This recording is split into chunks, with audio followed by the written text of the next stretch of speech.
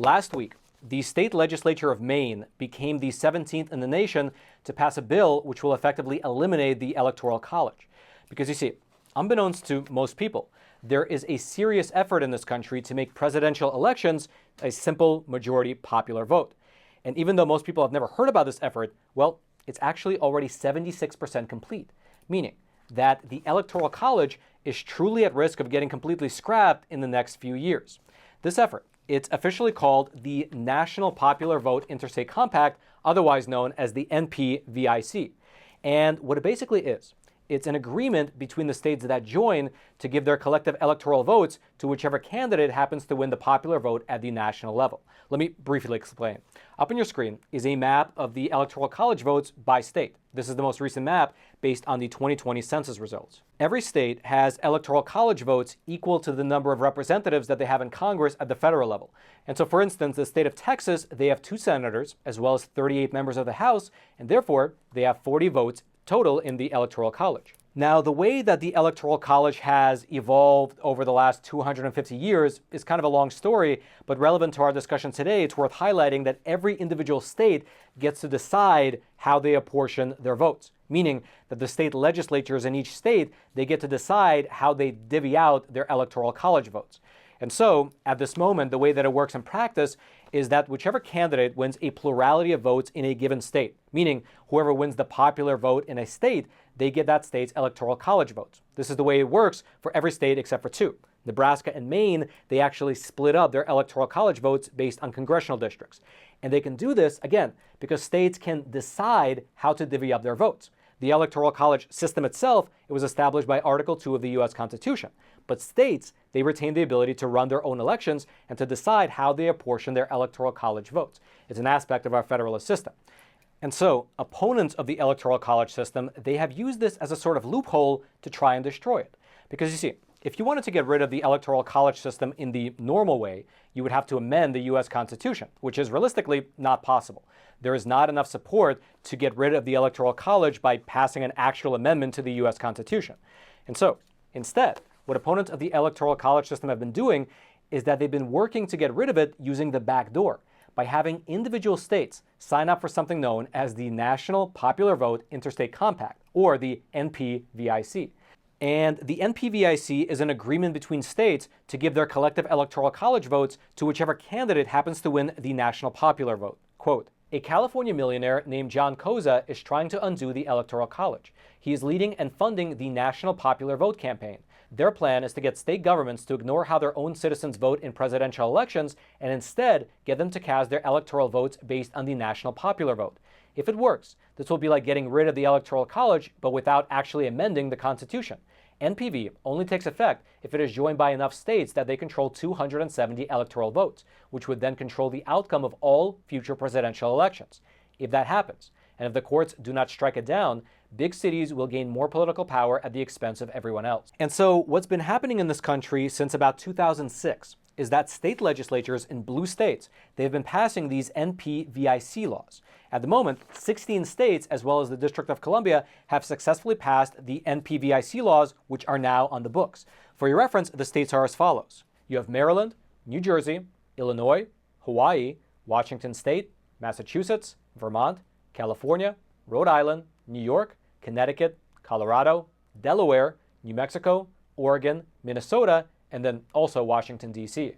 In total, this block represents 205 Electoral College votes, which is 76% of the necessary total. And so, because they have not reached that 270 threshold, these NPVIC laws, they are on the books in those states, but they're dormant. They haven't yet gone into effect. However, if and when enough states join this compact to add up to 270 votes, the laws will be triggered, and overnight, the Electoral College will effectively be eliminated. Because at the very moment when this National Popular Vote Compact has 270 votes total, the states that have signed on will automatically shift the way that their system works to give their Electoral College votes to whoever happens to win the National Popular Vote.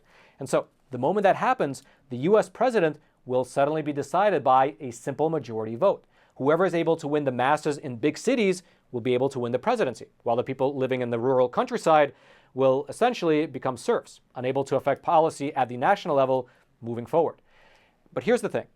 While we're not there quite yet, looking across the whole country, it's actually feasible that within the next few years, probably within the next 4 or 5, maybe 6 years, enough states might join the compact to activate the change. That's because right now, the NPVIC is missing only 65 electoral college votes.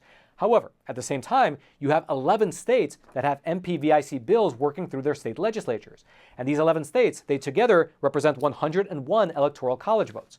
And here's the status generally of these 11 states. Just last week, over in Maine, the NPVIC bill passed both the state Senate as well as the state Assembly and is now sitting on the governor's desk awaiting signature. The governor there has 3 more days to either sign the bill or to veto it. However, if she doesn't do anything, it'll automatically become law without her signature in 3 days.